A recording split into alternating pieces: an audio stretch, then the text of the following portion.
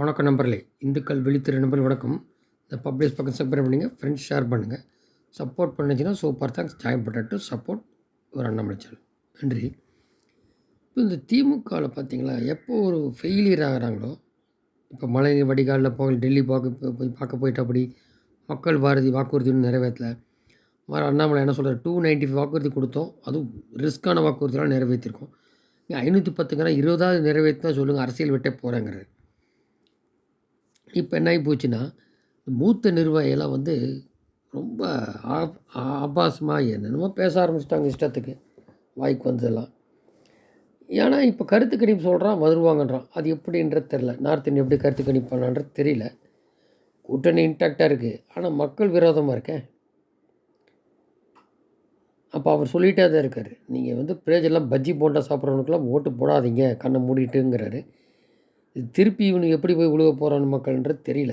வருத்தத்தோடு சொல்ல வேண்டியிருக்கு. ஏன்னா எது நல்லது அப்படின்னு பொதுப்படையாக பார்க்க தெரியணும். சும்மா பாரதிய அரசியல் ஒரு இடத்துல புகழ் பெற்றவராக இருக்குது, இதுக்கெல்லாம் போட்டு ஒன்றும் பிரயோஜனம் இல்லை. 70 வருஷமாக அவன் டெவலப் ஆகிட்டுருக்கான். அதுதான் இவன் வளர வேண்டிய தலைமுறை வளராமல் இருக்கான். வளர்ச்சிக்கான அரசியல் தன்னுடைய குடும்ப நலம், இந்த தன் வாரிசுகள் குடும்ப பார்க்க மாட்டேங்கிறான். கட்சிக்காரனும் இல்லை முதன்மை குடும்பம் அவன் குடும்ப நலன் பார்த்துட்டு போயிட்டுருக்கான்றத சொல்கிறார். இது என்றைக்கு தெரியுதோ அதுலேருந்து மேஜர் டெக்னானிக் ஷிஃப்ட் வரும். இது 2 பேர் பாருங்கள். முதல்ல ஆராசா சைக்கிளில் வாய்தா வக்கீலாக போயிட்டுருந்தார். அப்புறம் வேறு சில பத்திரிகையாளர் யாரோ வச்சு தான் தயாநிதி தயாநிதினா ஒரு ரிலேஷன் ஆகுது சொல்லியவர். அப்போ அது இது பண்ணிவிட்டு இப்போ 2G அந்த ராஜாவை சேர்த்தாங்க. அதுக்கப்புறம் 2G அடித்தார் அப்படின்லாம் சொல்லுவாங்க. அது சாஜிக் பாச்சான்ற கனி எனக்கு மணி உனக்குன்னெலாம் சொன்னதாக இப்படி வேடிக்கையாக சொல்கிறது உண்டு. சாதிக் பாச்சான்ற அவர் ஒரு மந்திரியாக இருந்திருப்பார். இவர் உலக அலையோடு இருந்தார். என்னென்னமோ வருது கதை. அதாவது பெரிய பணக்காரனாக சம்பாதிச்சாச்சுன்னா அப்புறம் அந்த மாதிரி தானே உலக அலையோட டீலிங் பண்ணுறது. இங்கே சாதிக் பாச்சா கொலையில் டிசைன் திருப்புறது, 2G இந்த மாதிரி. இவர் ஒரு பக்கம். இவர் எம்ஜிஆர் லூஸுங்கிறாரு. எம்ஜிஆர் தான் அண்ணாதுரைக்கே டெவலப் ஆகி வர்றதுக்கு திமுக கட்சிக்கு எம்ஜிஆர் தான் பிரதானம். அங்கேருந்து தொண்டர் வந்தனால தான் எம்ஜிஆர் இருக்க முடியும், கருணாநிதி வர முடியல. அந்த மாதிரி எந்த அரசியல் நடிகர்கள் எதுவும் வர முடியல, நடிகர்களும். அதுக்கப்புறம் அதெல்லாம் இவருக்கு தெரியாது போல் தெரியுது. இவர் அப்படியே சாதாரணமாக இந்த வரை உள்ளே கொண்டு மேலே உட்கார வச்சுனியும் கோபுரத்தை உட்கார வச்சுனியும் அந்த குப்பை கோபுரமாக ஆடுறேன் அவர் வேலையை காட்ட ஆரம்பிச்சிட்டார். சரி, இதுதான் எப்படின்னா இவர் அவரை சொல்கிறாரு, இது பாரு அவராது இருக்கிறதெல்லாம் தானம் பண்ணி கொடை வெள்ளலாம் இருந்தவர். கருணாநிதி கூட பண்ணியிருக்க மாட்டார். இப்படிப்பட்டவர்களுக்கு இது பண்ணி கொடுத்தா அதுவும் எங்கே நெடுஞ்செலி வர வேண்டியது கருணாநிதி தூக்கி வர வச்சோம். அது எம்ஜிஆர் நான் பவர் சென்டர் இருந்தோம். அதே மாதிரி இந்த டிஆர் பாலு சாராய ஃபேக்ட்ரி கப்பல் எல்லாம் சாதாரணலேருந்து வந்தவர் இவ்வளோ அடித்து வச்சுட்டு இவர் சொல்கிறாரு வைத்தறிச்சலில் அந்த எல்முருகன் தலித்துலேருந்து வந்தவர் மினிஸ்டர் ஒரு மந்திரி இருக்கார், அது மோடி கொடுத்துருக்காரு. நீங்கள் உட்காருங்க சம்மந்தம் இல்லைன்னு சாதாரணமாக சொல்லிட்டு போகலாம். அதுதான் நம்ம சொல்கிறது. அவர் வயசாகி முக்கியம் இல்லை, பக்குவம் வேணும். அவர் போய் ஒரு அன்ஃபிட்டு மினிஸ்டருக்கு அப்படி இப்படின்னா இவர் என்ன அன்ஃபிட்டாக வந்தார்? சாதாரண டிப்ளமோ சொந்தக்கார யாரை சேர்த்து விட்டு நீ இவ்வளோ தூரம் வசந்து நிற்கிறார்ல, அது எங்கேருந்து வந்தது? இதெல்லாம் மக்கள் மன்றம் அதான் சொல்கிறாரு. நீ மிட்டா மேரஸ்தார் இல்லை, சாதாரணமாக இங்கே எலெக்ஷனில் நின்று வர நீ என்ன குண்டாசு தடியனு மாதிரி பேசிகிட்டு இருக்கீங்க அப்படின்னு கேட்குறாங்க இப்போ. ஸோ இதெல்லாம் சமிக்கை என்னென்னா ஏகப்பட்ட குழப்பம் இருக்குது திமுகக்குள்ளே. ஆட்சி இருக்கிறனால தெரியல. ஒரு பக்கம் நிறைய பேருக்கு இன்னும் எடப்பாடி கூடி திமுக இருக்கவங்களுக்கெல்லாமும் கான்ட்ராக்ட்லாம் கிடச்சிருந்தேன். இங்கே மேல் லெவலில் இருக்குது, கீழ் லெவலில் அவங்களுக்குள்ளேயே கிடைக்கல. அப்புறம் தான் எதிர்கட்சிக்குன்ற. ஸோ அப்புறம் வாரிசுக்கெல்லாம் கொடுக்க மாட்டேன்னா தான் மட்டும் உதயநிதி வாரிசாக இருக்கிறேன்னாக்கா அவங்க வேலையை காட்டுவாங்க. ஒரு பக்கம் நீதிபதி ஆனந்த வெங்கடேஷ் அவர்கள் எடுத்துட்டார். இன்னொரு 6 பேர்த்து தான். அசோக்கை ஏற்கனவே பிடிச்சிருக்கான்னு சொல்கிறாங்க ஒரு பக்கம். இல்லை தெரியும் இனிமேல் இப்படி எப்படியோ அவர்கிட்ட விஷயத்தை வாங்கிடுவாங்க. ஒரு வேளை நிர்மலாஜி கூட அப்ரூவர் ஆகலாம். இது முதன்மை குடும்பத்தை நோக்கி போகும். ஸோ இது போக இவர் ஸ்பெயின் போனார்ல, இவர் பழனிசாமி போனது சொன்னார்ல, ஸ்பெயின் எதுக்கு போனார்? அது லோக்கல் கம்பெனி. இங்கே கேட்டாலே எக்ஸ்பென்ஷனுக்குள்ள ப்ராஜெக்ட் தான் 3000 கோடி. இது போய் ஸ்பெயின் குடும்பத்தோட அந்த ஐஏஎஸ் ஐபிஎஸ்ஓலாம் போகணுன்னு அவசியம் என்ன இருக்குது?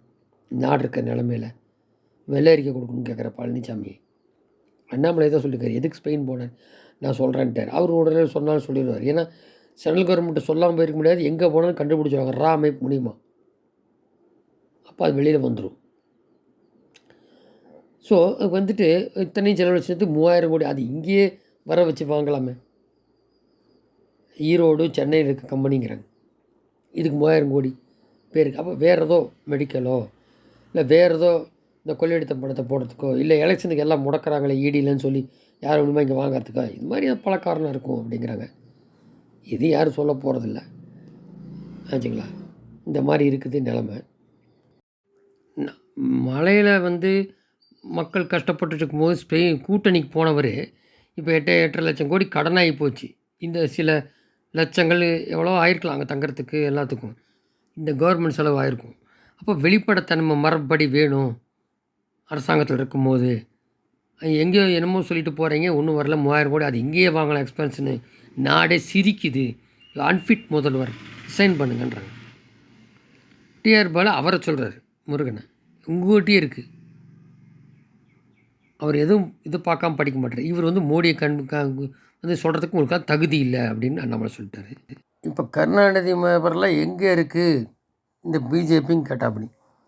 இனிமேல் களம் வந்து ஒன்றா டிஎம்கே பிஜேபி இல்லாட்டி ஏடிஎம்கே பிஜேபி இல்லை மூணு போட்டி இந்த மாதிரி தான் வரும் போல் தெரியுது ஃப்யூச்சரில். அதில் விஜய் ஒரு வேளை இனிமேல்லாம் வந்து 10-15 வருஷம்னாலும் விஜய்லாம் வந்து விஜய் மாதிரிலாம் வர முடியாது யாரும். அதுக்கப்புறம் வர முடியல சிவாஜினால். ஒரு வேளை என்டிஏ கூட்டணியில் வந்தால், ஏன்னா டிஎம்கே ஏடிஎம்கே இருக்கும்போது படத்துக்கெல்லாம் பிரச்சனை பண்ணியிருக்காங்க, நிறைய இதாக இருக்குது. ஒரு வேளை ஃப்யூச்சரில், இப்போ இல்லை 26லாம் சொல்லியிருக்காரு, இப்போ இல்லைன்ட்டு அப்படி.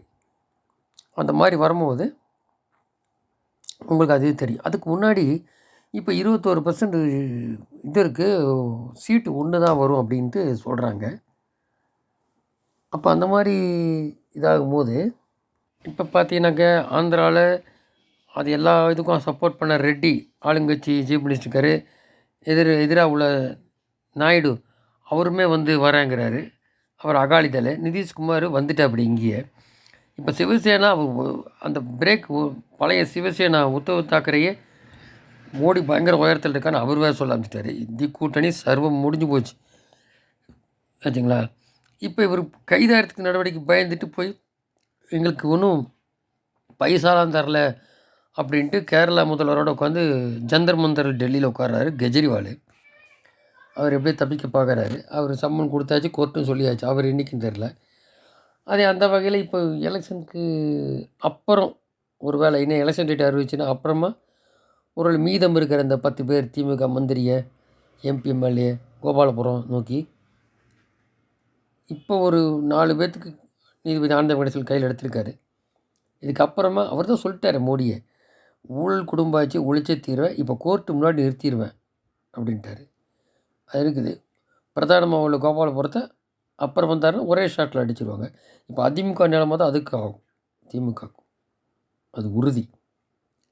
ஆனால்பட்ட காஷ்மீர் அப்ளிகேஷனு ராமர் கோயில் பிரச்சனை எல்லாமே முடிச்சிருக்கு. இவங்கெல்லாம் ஏமாத்திரம். சொன்னார் காஷ்மீர் ஒரு நேஷ்னல் பார்ட்டி காங்கிரஸை, அது இன்றைக்கி ஒன்றும் இல்லாமல் ஆகி போச்சு.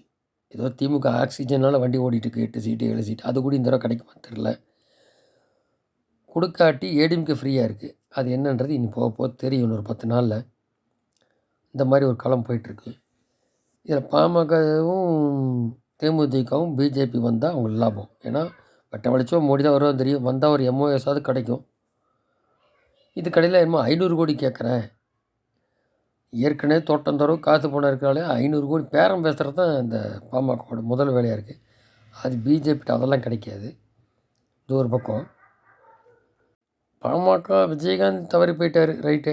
0.5 கோடியில் கட்சி தேஞ்சு போச்சு. ஆனால் அந்தம்மா கேட்குற பார்த்தா 14+1 ஒன்றுனா ராஜ்யசபா அப்படின்ற மாதிரி.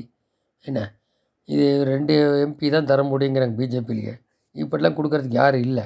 0.5 கட்சி மாதிரி உள்ளதுக்கெல்லாம் தேமுதிக அவனே சிரிப்பான், என்ன இந்த அம்மா இப்படி கேட்டு தெரியுறாங்க அப்படின்னு. இப்படி தான் 2 பேர் கடைசி முடி இப்படி காயின் பண்ணிட்டே இருப்பாங்க. ஒன்று எது லாபம்னு அவங்க தான் போகணும். இல்லாட்டியா தனிச்சிருந்துக்க வேண்டியதான். இப்போ சரத்குமார் சொல்கிறா பாருங்கள், அவர் பெரிய ஓட் பேங்க் இருக்கிற மாதிரி நான் 26லையும் தனித்து நிற்பேன். தனிச்சே நின்றுக்க வேண்டியதா அப்படியே சீமா நிற்கிற மாதிரி. ஆமாம், இந்த மாதிரி தான் கதை. இவங்களுக்கெல்லாம். ஸோ இப்படி இருக்குது இந்த நிலைமை. இதில் வந்து இது எப்படி இந்த அண்ணாமலை ஒரு சுனாமி மாதிரி இருக்கார். இந்த சுழலில் எந்த திராவிட கட்சியெல்லாம் அடி ஒன்று முடிஞ்சுது முதல்ல அவங்க பிரச்சனையில், முடிய வேண்டிய திமுக அந்த சுழலில் சிக்கி தவிக்க போகிறத வரும் நாட்களில் நம்ம பார்ப்போம். இது தமிழகத்துக்கு விடியல் வரணும். உண்மையான விடியல் இல்லை, இது அவங்க குடும்ப விடியல். உண்மையான விடியல் தேசிய நீரோட்டத்தில் மக்கள் இணைந்தால் வரும்.